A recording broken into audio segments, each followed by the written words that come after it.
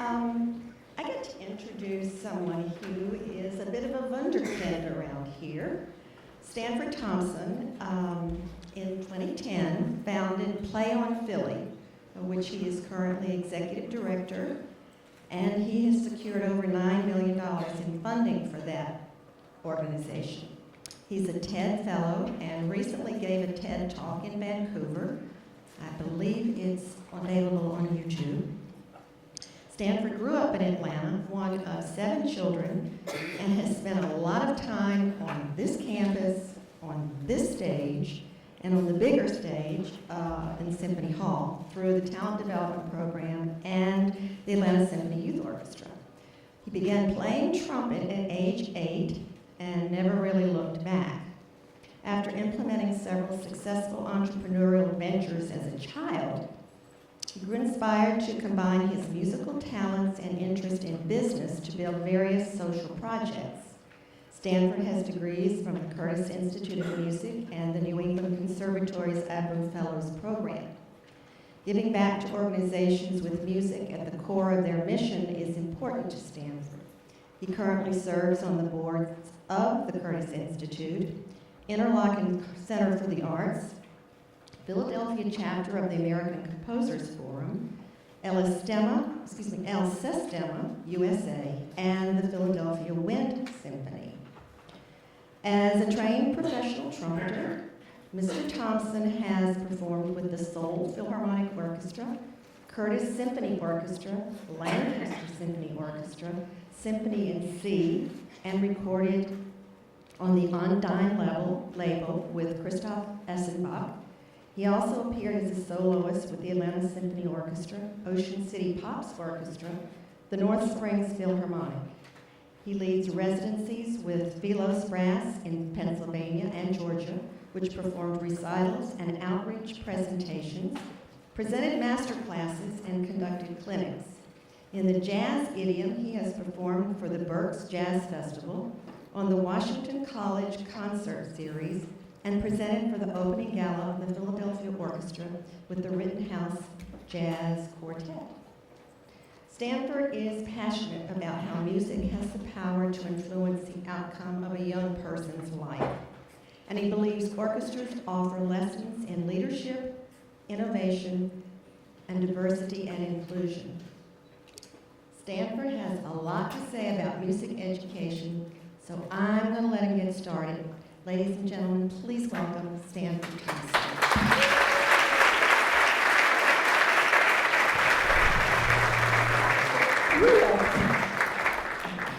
Good morning. So a couple of things to tell you. Number one, my plane just got into Atlanta like 6 hours ago. So it was one of those nights where you're sitting around, and it's interesting. I mean, I miss Atlanta a lot. Everything from the food, the people, and I think really just the community. I think one thing that we're talking about today. But what really struck me was although I was really upset when I landed and pretty tired and everything, I got into a lift to come up here to the hotel, and I had this really spiritual experience because there was not a single car on the highway. I mean, and it was not a single. I couldn't see anything, and it was. I could enjoy the skyline of the city, and but it was a really, really special moment that I had. And then, of course, this morning I spilled my entire cup of coffee on my suit. So I apologize for being a little bit more relaxed. I didn't pack as much in this trip, but with all of that stuff said, I mean, it's great to be here with you all. And this has been, I think, a pretty difficult topic to talk about because I am talking to a group of educators in all different types of areas and levels. I was really happy to see one of my 4th grade teachers from Hoover Alexander, now called the something School of the Arts or something. They changed the name of it. And I'm so sorry that I was such a bad student back then. But anyway, the karma has come back, for sure, over the years. But I do want to tell you kind of a story of the first educators that I met, which are my parents. My father grew up in the early 40s in Jackson, Mississippi. And with everything going on with his big family, he was one of the few of probably the only who graduated from high school, fought honorably in the Vietnam War, used the GI Bill to go back to school, and eventually earned his master's degree in saxophone performance from Indiana University. And the thread that helped him through that entire journey was music. And his interests never could be matched with the opportunities around him, simply because if it was an economic problem, if it was a racial problem, or if it was just kind of a lack of knowledge of just where all the resources were. However, his interest, again, and that curiosity carried him throughout all of those years. My mom grew up in the mid-50s on the south side of Chicago, and in the 60s helped to integrate the Chicago public schools. And I believe it was the same year, or maybe the year after, that Martin Luther King was assassinated, and the kids on the playground even cheered. There were at times dozens, sometimes even hundreds of police to help keep the crowds away. And as her sister tells me, times when she would come back home completely broken, her mom asking her, "Do you want to go back to school tomorrow?" And she would always say yes, and put her backpack on the next morning and go back through the crowds, again, to try to access the very best education that she could. She ended up earning a degree in music from the Sherwood Conservatory in Chicago, then went to Indiana University to earn an MBA, where she met my father. Now, they, as they got married, they essentially made a compromise. My dad wanted to live in the South, my mom wanted to live in the city. So Atlanta is where they set up shop. And as the family grew, I have 7 siblings, they then made a really strong commitment to become music educators. Use the talents that they had, their interests, and of course pass that on. Now, not only were they music educators in the school, they were also music educators in the home. So everybody played an instrument. Now, in my family, of the 8 of us, there were 4 of us, we were kind of like the jazz side of the family, you know, kind of the cool side. So it was bass and saxophone and drums and trumpet. I'm a trumpet player. And then there's kind of the boring side. They played violin and viola and cello and piano. Now the cool side, we all continued. We wanted to all be professional musicians. My other 4 siblings, they just wanted to be normal, healthy, happy people. So they pursued that path. What we essentially would say in our house is that you only ate on the days you practiced. So it was really, really clear. You know, after you kind of rebel those first 2 days, then you kind of realize, you know, it's not that big of a deal. So yes, but I think it was the values that my parents were trying to instill. Now, starting to play trumpet at 8, and also to get involved in lots of, I would say, entrepreneurial ventures, there's a very interesting path in how all of that came back. On the entrepreneurial side, I did everything from starting Thompson newspaper. It would be things like, my sister got an A on the test, my brother learned how to ride a bike, you know, Stan got in trouble again at school. But we'll publish these newspapers and then go around trying to convince people to buy them. Because of course you wanted to know everything that was happening in my household. On the musical side though, I wanted to be just like my oldest, my 2 older brothers. I was never big enough to hang out with them and their friends.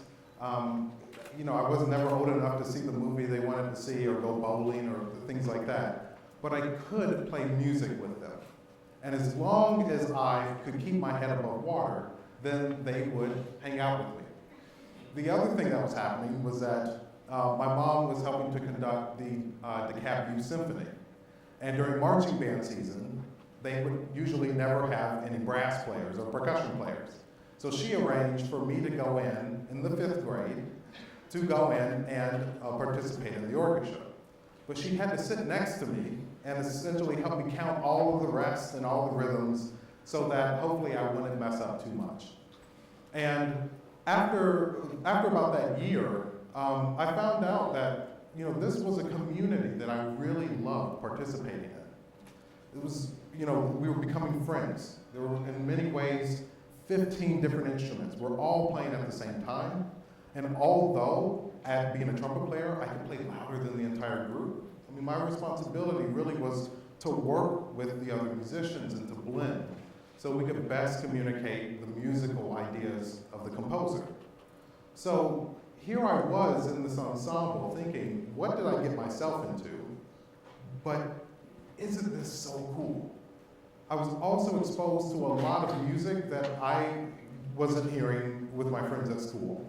I also had the chance to watch my brother play bass in the orchestra across the room, and I could finally be part of that activity. So when I think about my mentors, especially my musical mentors, in elementary, middle, and high school, one thing I think that was really profound was making a connection here with the Atlanta Symphony. So in the 6th grade, I auditioned into the Symphony's Talent Development Program, which sponsors about 25 African American and Latino students in the metro Atlanta area. The whole purpose really at the end of the day is that can they provide an equitable experience where we could get access to quality teachers, play in quality ensembles, go to quality summer programs, because that's another important part of making sure that we continue to make musical progress during that period of time. And in turn, could they help support us and push us into the top music schools in the country?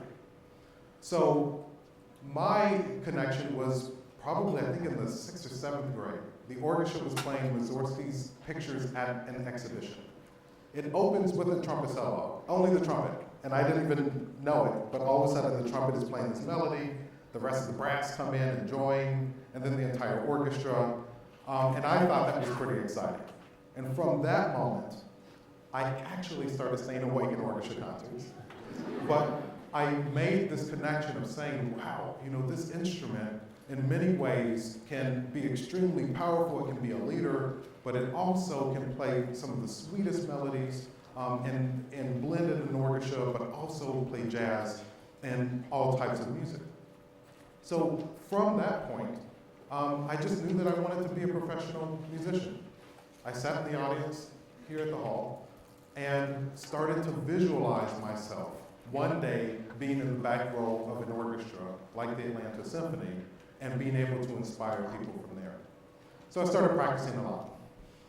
The symphony hired a very young trumpet player, probably 22 or 23 years old, from the Philadelphia Orchestra. His name's Christopher Martin. And I went backstage and I just said, I want to play for you. When can we set up a date? So we set up a date, maybe 2 weeks after that, I went and played for him. And essentially it was like, okay, when can I come back and keep playing for you? So the Atlanta Symphony helped to arrange the lessons. And for the 5 years that I was from 8th grade to 12th grade that I was studying with him, he would always tell me these stories about Philadelphia, the Philadelphia Orchestra, but more importantly, the Music Conservatory, the Curtis Institute of Music. Now, not to brag at all, but it is the hardest college in America to get into, with an acceptance rate of about 2%. Every student accepted, all 174, receive a full tuition scholarship. But of the 174, there's about 110 that consist of the orchestra. They have a small opera department, then they do piano and organ, a couple of organists, a couple of conductors and composers. And in school that only had 4 trumpet players. So they only have auditions when someone graduates. And I'll never forget my teacher here saying, Stan, to get into a school like Curtis, you have to be really, really good. And I was like, okay. He was like, and also, I played in the Philadelphia Orchestra before I came to the Atlanta Symphony. So the gentleman that teaches at the school, I know quite well. And if you prepare your technique and your musicality, and of course the audition materials, in the exact way that I'm teaching you, then you might have a chance to get in. So being pretty motivated, that's one thing I wanted to do. But the cool thing is that my brother, who was also in the talent development program, his bass teacher was telling him the same thing. So he got into Curtis 3 years before I would then eventually join him. And then a new network, a new community was built. So at Curtis, super awesome place. I played the best repertoire with the best conductors and the best soloists throughout the year. I was hot stuff. I was sounding really good. Unstoppable. I knew I was going to get a big job one day. And about halfway through my time there, I took some of my brass colleagues to a school in Northeast Philly. And we were in an auditorium just like this, and we played this Beethoven oboe piece, but transcribed for brass players. Really, really difficult piece. And halfway through the performance, the kid raised his hand, and he said, "Why the hell should I care about Beethoven?" Now, you can imagine the rest of the kids, they all start laughing. The teachers point them out and kick them out of the auditorium. And we continued with the presentation. But it was the next morning when I woke up when I really started to think, why should he care? Is it because we sound good? Is it because we go to Curtis? Is it because it's Beethoven and his culture and you should just, understand it and get onto this level? But why should that kid care about Beethoven? So after struggling with that question for about 2 weeks, I essentially came to the conclusion he doesn't really have to care.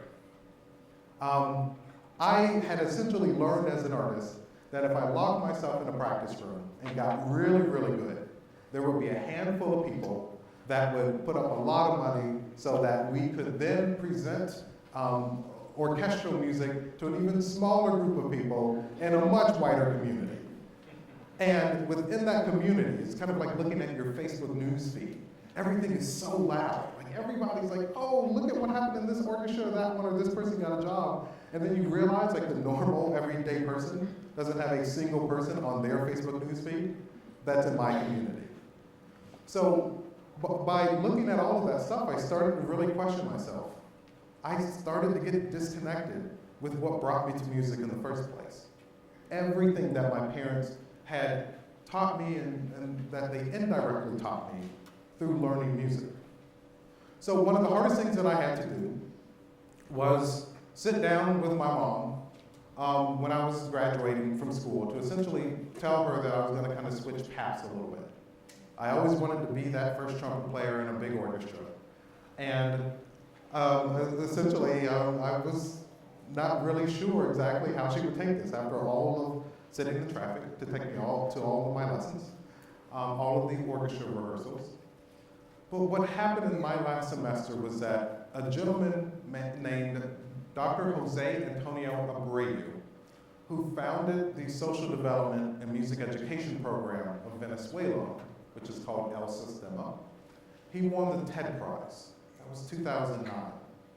And in his TED Prize acceptance speech, he talked about the importance that arts, and more specifically the symphony orchestra, the benefits that the orchestra can provide to a community. So in that really helped me to put things into perspective. Why should people care about what we do? So from there, what I decided was that I was going to take this other path. And when I told my mom, she said, look, Stan, this is fine. You're telling an educator that you pretty much want to become an educator someday and help other kids learn how to play music. That essentially, although she saw me become really curious in music and really motivated, that the only thing she really wanted me to get out of playing music was staying off the streets and doing something productive with my time and surrounding myself with healthy people that also wanted to push the envelope and just become better themselves. And she said, you know, you're really actually giving more to yourself, and eventually we'll give more to other people. So don't feel bad about making this shift. So from there, I found myself on an airplane to Venezuela to study the El-Sistema program, which now serves 700,000 kids every single day after school for 4 hours every day. All of the kids are learning how to play in orchestras, sing in choirs, and they have found out that essentially by making this investment in kids, for every dollar that they put in, government gets $3 back in cash and kids pay taxes for the rest of their life. And then society saves $8 to the dollar when they don't have to lock them up in prison, put them on costly government subsidy programs, or essentially try to help them keep body and soul together. If it's through welfare, if it's through housing. So, of course, the government said, we want to continue investing in this. We want to serve 1 million kids annually by 2020. But the thing that really stuck out most when I was there was a quote that he said, which was essentially that culture for the poor should not be a poor culture. And when I thought about it, that was the guiding philosophy of my childhood. That's exactly what my parents were providing. Every sacrifice that they made, and of course, pushing me and supporting me through that. And then that would also become the guiding philosophy of Play on Philly. But what I discovered when I went back to Philly to try to start this program was that there is essentially a lot of obstacles that are in the way of helping these kids to achieve. So this is what I came up with, that teachers can teach, kids can learn, and if you fundamentally believe that, again, teachers can teach and kids can learn, of course, why do we have so much dialogue and so many problems connecting those two dots? Now, I know I'm preaching to the choir when I say this, but when we started to really look deeply into what problems were in Philadelphia, it was not that the Philadelphia Orchestra was declaring bankruptcy.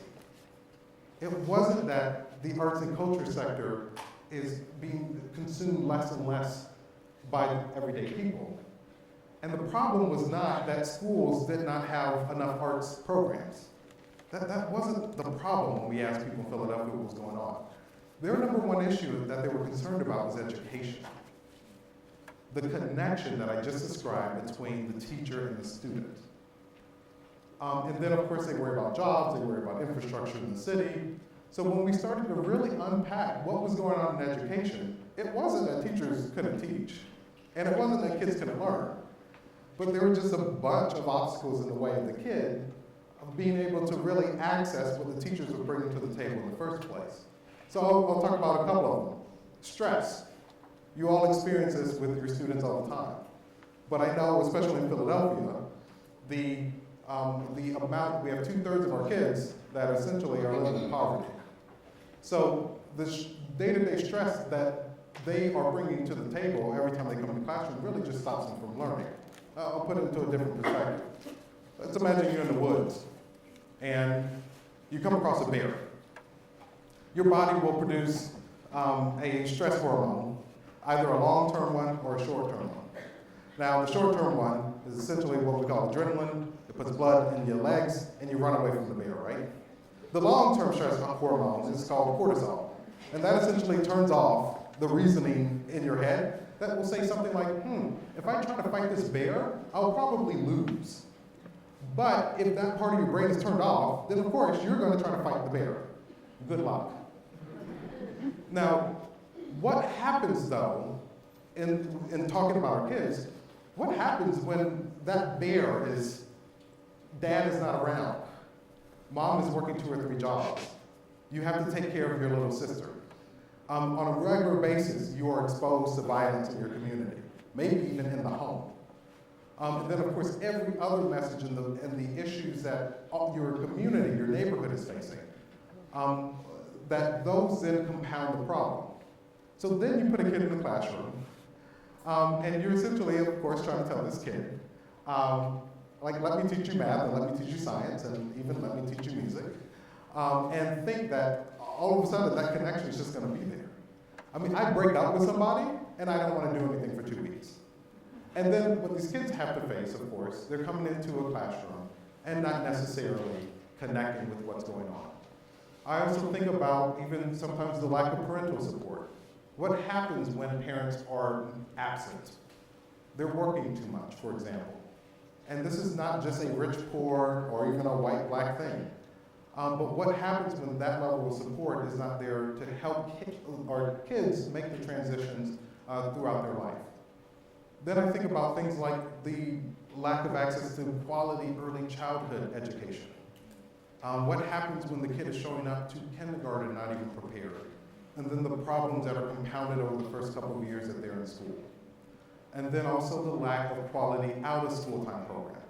How are they spending their time when they go home? Are their parents telling them, you're not going to eat dinner tonight unless you practice your trumpet for 45 minutes?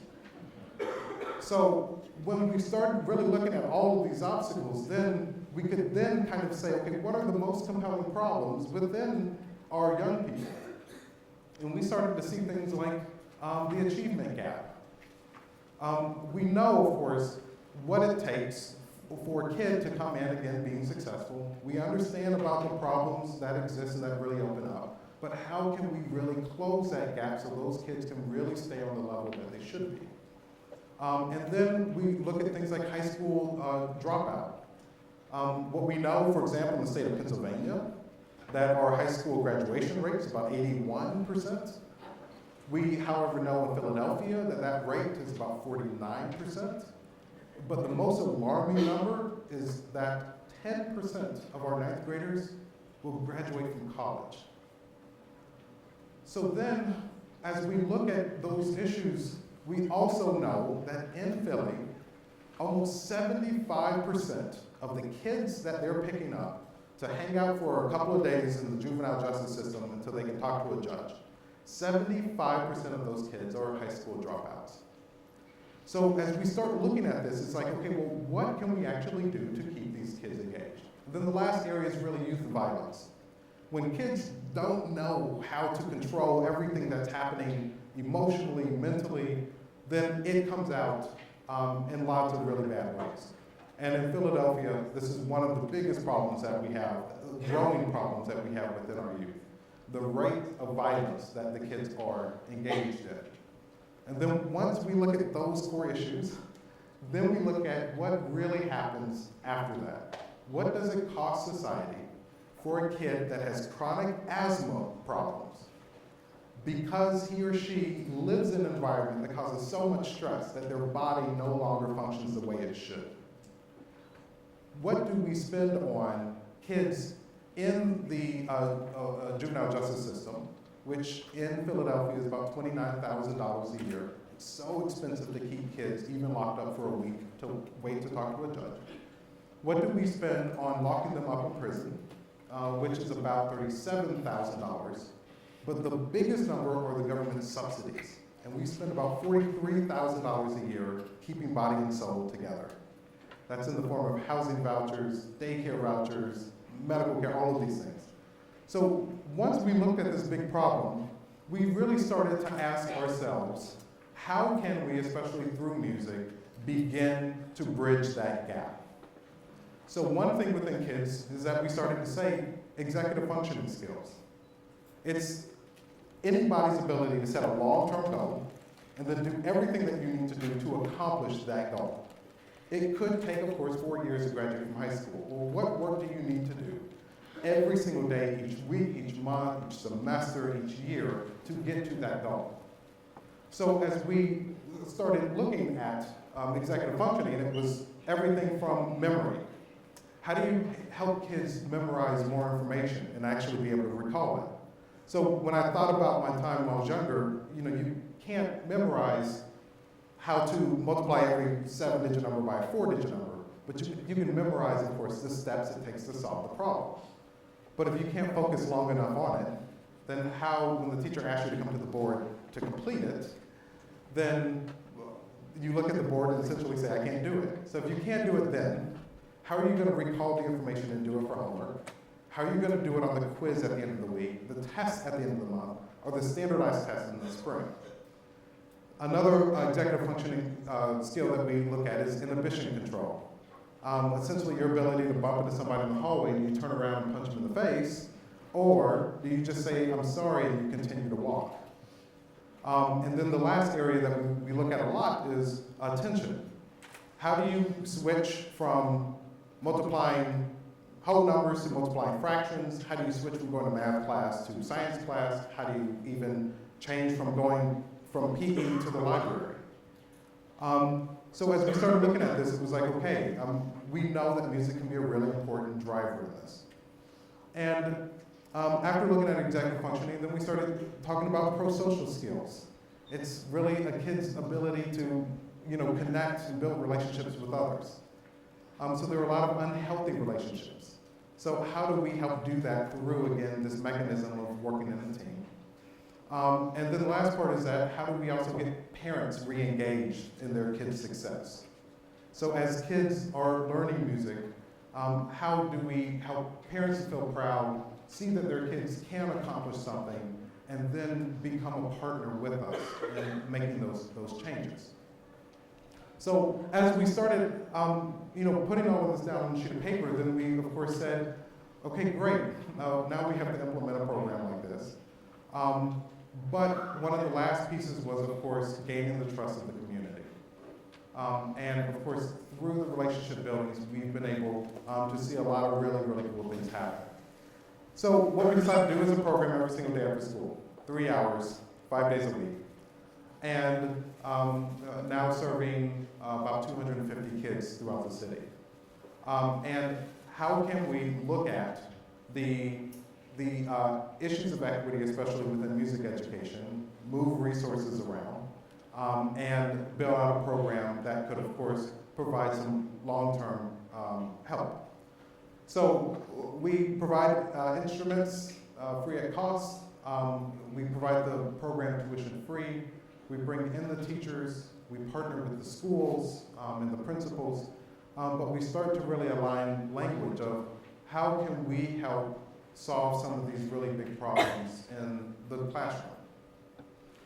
So from there, what we've been able to see some really cool impact. When you tell a kid, don't play in the rest, wait a couple of seconds and continue to play, we help to build inhibition control that we've also been able to chart scientifically. When we are telling kids to play in an orchestra and to watch the conductor, listen to everybody around them, then they are able to help build a little bit more flexible attention. And as we're, of course, telling kids to learn their scales and to perfect their technique, we also help them build their memory. So what we see in those results are things like kids being a letter grade ahead in every academic subject, kids being engaged more, participating in school, and of course, hardly ever in trouble. I know that was a hard thing for me growing up. So one thing that I just wanted to go back and to share was everything that my parents taught. And the whole connection between how do we help young people achieve everything that they can. Why is it important, again, if I could tell that kid why Beethoven really matters, and the impact that could have, of course, on his life. But I think the one important question is that how can, even in an institution through the arts, help to provide that amount of support? So one thing that,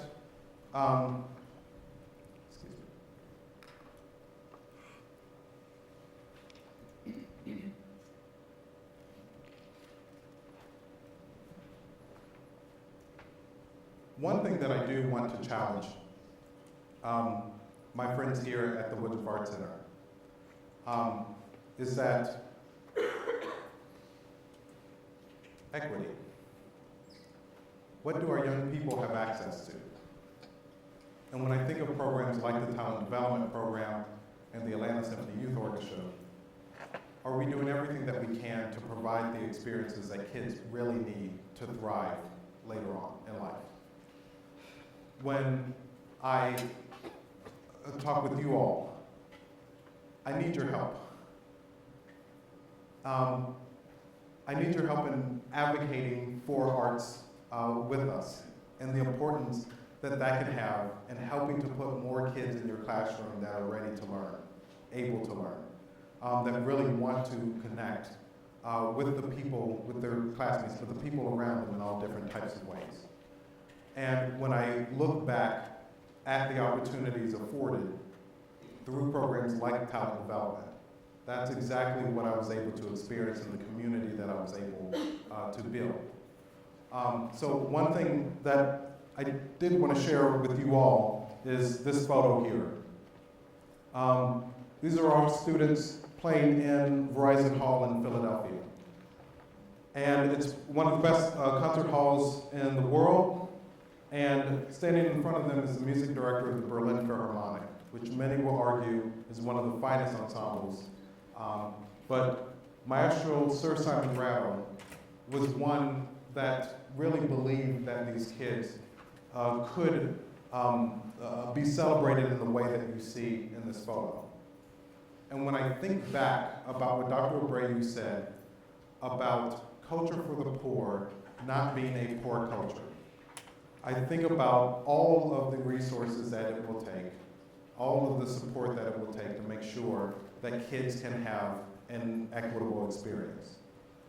So when I was looking at this moment in the wings, I was thinking that a program like Play on Philly is providing these kids with a lot of the opportunities, musical opportunities for them to succeed, but they're also providing them ones that I never received. I've never performed with Simon Rattle. I've rehearsed with him. I've never performed for a sold-out audience in Verizon Hall in the Kimmel Center, but the kids, that they have. So when I look at this, it's how do we provide collectively the very best instruments for the poorest kids? How do we provide the best teachers for the most marginalized kids?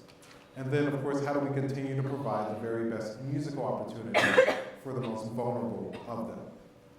And when I think about these kids, I also think about my mom sitting next to me, helping me count my rests and rhythms. And we need to make sure that for all of our kids that we collectively work with, that we're sitting next to them, helping them count their rests and rhythms until they get it themselves.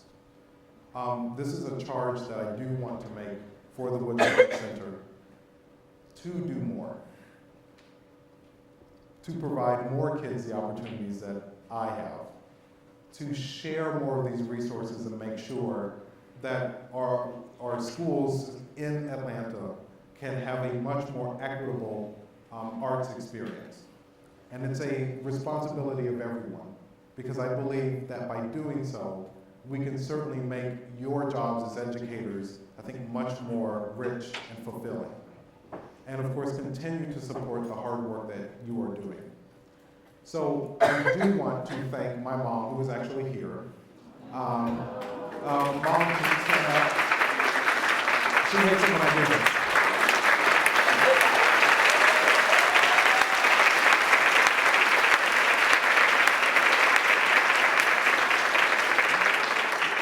And she is now the manager of the Talent Development Program for the Atlanta Symphony Orchestra, and being able to help mentor dozens of students each year. And when I think about everything that she has been through herself to gain the very best education that she could, that's one thing that has always inspired me, and it inspires me to try to help our students to accomplish the same thing. If we haven't learned enough about what is happening politically, what is happening throughout our schools, those that, of course, are in charge and have the power to, of course, influence wide systems. When I also think about economically what is going on and who has access to what types of resources. I just know that one of the best things that our young people can be doing is participating in the arts fully, every day, on the weekends and throughout the summer. I want to continue to encourage us all to continue to push for that. And I also want to invite you to a session that my colleague, Kathleen Crow, who is our education director, who's with me today, that we will lead immediately following this. We want to hear from you. How can some of these ideas and principles be adopted to the work that you do? How can we build stronger partnerships between educators and the arts?